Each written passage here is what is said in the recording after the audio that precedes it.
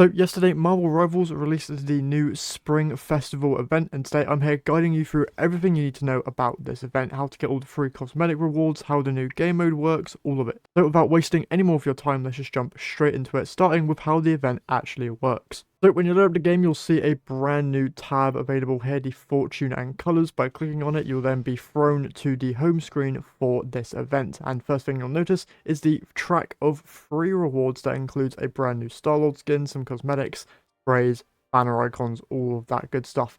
You also see a play new mode button, which will just drag you to immediately the brand new mode, which is like football style mode, which we'll get into a little bit.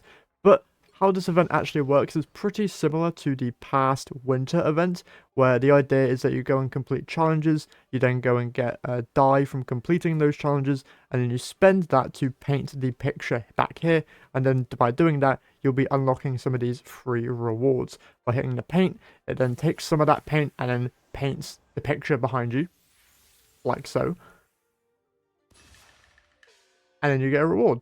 Pretty self-explanatory. Now, challenges tied to getting this paint can be found here under event missions. You have your basic ones, which can then be done inside of the brand new game mode. Then you also have some that can be done inside of normal matches, like heal people, do stuff on certain characters, and complete matches. Pretty similar to the past year's event.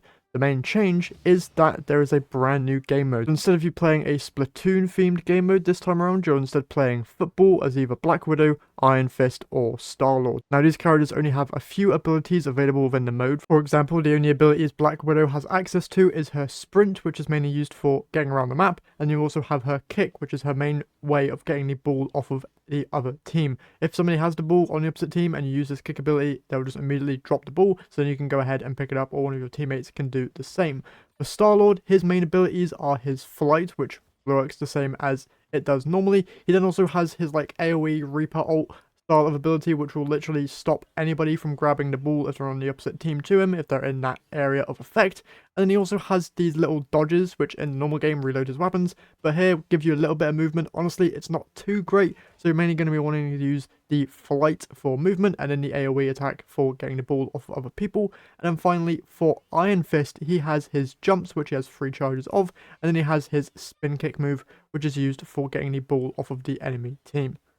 So the objective here is to obviously get the ball into the other team's goal, but you can't actually kick the ball into the goal. You need to kind of carry it through, so it kind of feels like rugby or American football in that way. Yeah, very self-explanatory game mode, although one thing to note is that if you look at the goal, you'll see that it's split kind of into 3 sections, a middle section and a section on the right and left.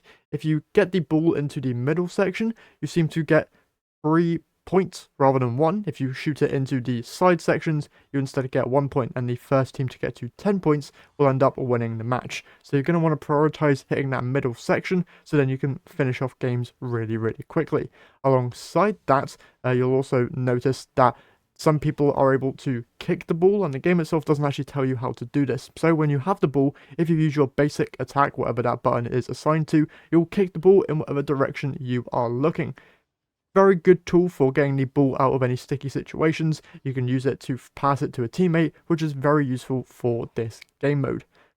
That's basically it for the game mode itself. Pretty self-explanatory and quite a lot of fun. I am seeing some people saying that some characters are weaker than others, but I can say personally that after playing with all 3 of them, they all do have their own advantages and disadvantages in this game mode. For example, if Black Widow is able to get a head start, you aren't able to catch up to her at all if she is sprinting.